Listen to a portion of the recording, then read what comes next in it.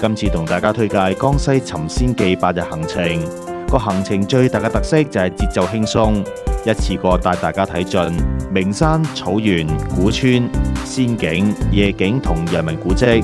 我哋會由香港出發，搭高鐵前往吉安，第一站就去到擁有800年歷史嘅南野古村。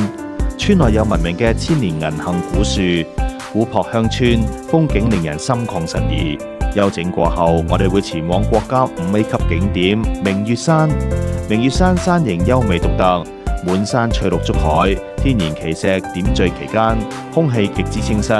我哋會搭乘特色高山小火車前往楊氏墓，飽覽奇峰飛瀑、雲海霧景，再緩步暢行青雲棧道，去到山頂月亮湖欣賞絕美湖光山色。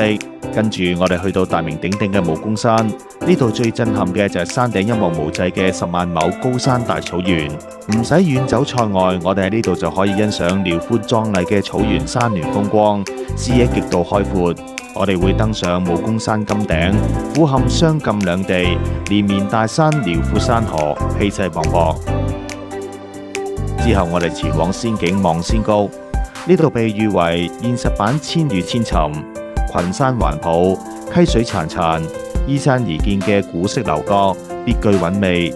日間我哋可以休閒漫遊步道，打卡特色橋景同古街風貌。等到夜幕降臨，全園燈火點亮，夢幻夜色仙氣十足。我哋留喺當地住宿，靜心感受呢份獨特嘅人間仙境夜景。隨後我哋參觀世界自然遺產國家5A 級名山三清山。三清山以獨特嘅奇峰怪石、雲海松樹聞名天下，山景靈秀壯麗，步步有景。我哋會暢遊南清園、黃金西海岸同陽光海岸高空棧道，一路欣賞罕見嘅花崗岩峰林、幽深峽谷同原始叢林，盡覽名山絕色。接落嚟，我哋去到譽為中國最美鄉村嘅廬源，重點遊覽經典嘅黃嶺古村。呢度滿布經典徽派古建築，白牆黑馬搭配層疊梯田，特色晒秋景致。古街古橋處處充滿鄉村詩意。黃昏時分，我哋會前往婦女洲，欣賞精彩絕倫嘅燈光演繹同絢麗煙花秀，沉浸式感受濃厚嘅徽州民族風情。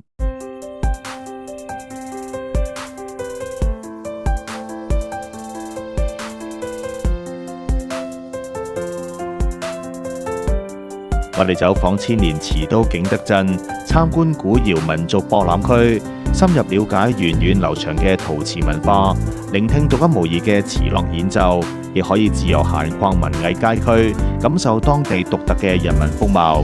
之後前往南昌萬壽宮歷史街區，漫步古色古香嘅百年老街，體驗千年商街嘅繁華底蘊。旅程尾聲，我哋會遊覽風景宜人嘅艾溪湖森林公園，園內林木蔥鬱，湖面開闊，空氣清新，綠意滿盈。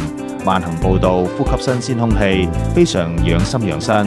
遊覽結束，我哋就返香港，圓滿結束呢一段輕鬆寫意、景致豐富嘅山水人文之旅。呢條行程全程純玩，冇指揮，冇購物，安排專業工作人員隨團照顧，讓各位貴賓團友盡情暢玩，盡享一段舒心的旅程。